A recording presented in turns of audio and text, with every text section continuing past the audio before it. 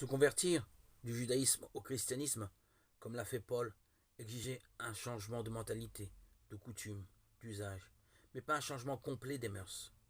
Les exigences morales, l'idéal de charité, étaient largement partagés par les juifs et les chrétiens.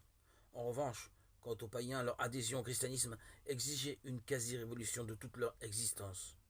Jusqu'à la polythéiste, les nombreuses statues de divinités présentées sur les sites archéologiques nous l'attestent, ils devaient désormais se consacrer au Dieu unique, Père de Jésus-Christ.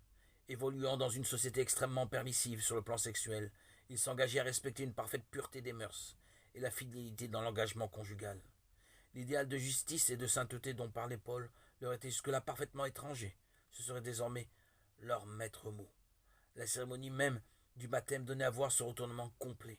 C'est le sens du mot conversion.